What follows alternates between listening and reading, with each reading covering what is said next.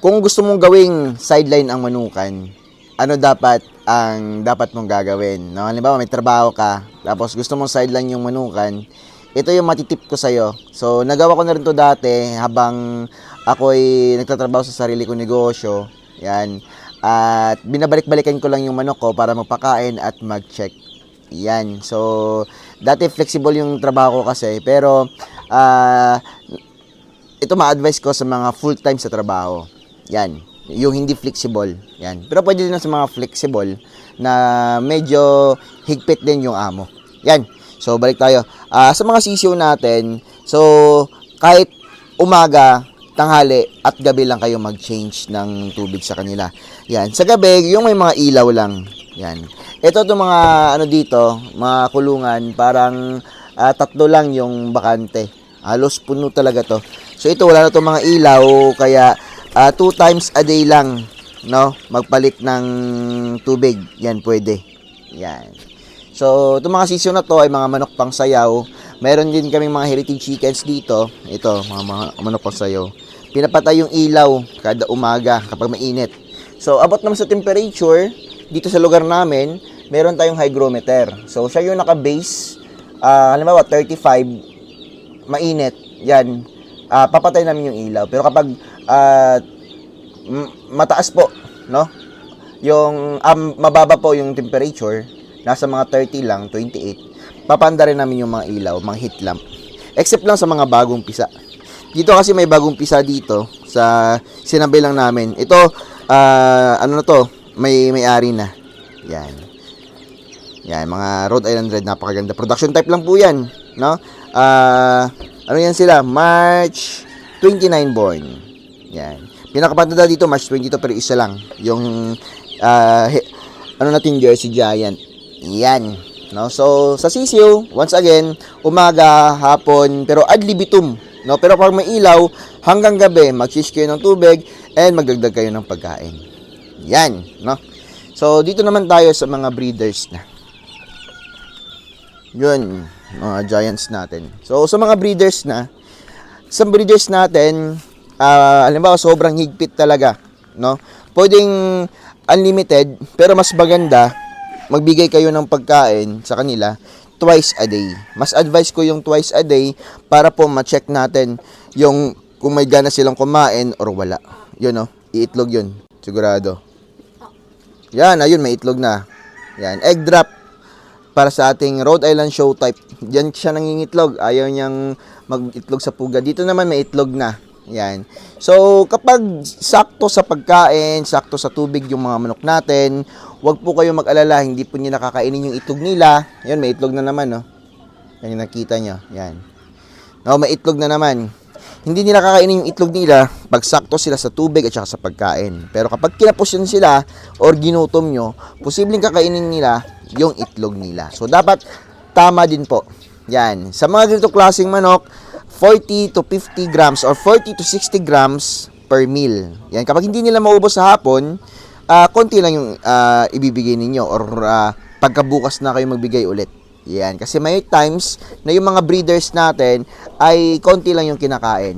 No, may mga times yan. Pag maganda yung panahon, malakas din silang kumain. Mas mainit yung katawan nila, mas mabilis silang matunawan. Kaya mas malakas silang kumain. Yan. Kasi nga, kapag mainit din po yung panahon, malakas silang uminom ng tubig. So, yun po yung tip ko, no? Yan, sa pagkain at saka sa tubig. Yan, pwede nyo yung i-apply kahit anumang manok. Halos same lang naman lahat. Pero, nakadepende lang sa mga laki ng manok ninyo.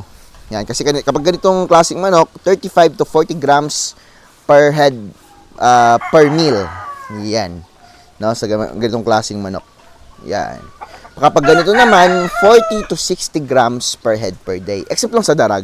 Ang darag po, ang pag-aalaga nito at saka ganitong klaseng manok, pangsayaw na manok, no, pangbitaw na manok, ay pareho lang sila. Yan. Kasi halos pareho lang naman din po yung laki nila. Yan. Pero kapag ganito na yung usapan, yan, no, iba naman po, 40 to 60 grams per head per day. And mas malakas silang uminom ng tubig. Yan. So, sa tanghali, mas maganda, may mga tao kayo, or bata-bata, no, or mga working student, na kapag umuwi ng tanghali, ayan, pwede sila mag-harvest ng itlog at mag-change ng tubig or mag-check din ng pagkain. Ayan.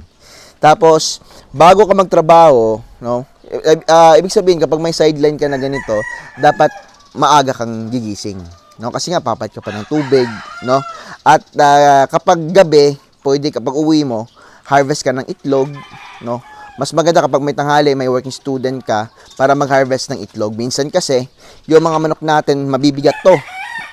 Kapag sabay-sabay silang or marami ng itlog sa pugad tapos may nangitlog pa, posibleng may mabasag doon na itlog, no? So yun yung dapat nating aksyonan. Working student natin, kahit lang, bigyan lang natin ng pangbaon, 50 pesos or 100 pesos. Malaki na nga yung 100 pesos kasi nga magche-check lang naman siya, no? Kapag naglinis siya ng tubig, kapag marami yung manok, pwede kayo magbigay ng 50 to 100 pesos. Ayos yun, no? At least nakatulong tayo sa bata at natutulungan din tayo ng bata. Give and take lang. Yan.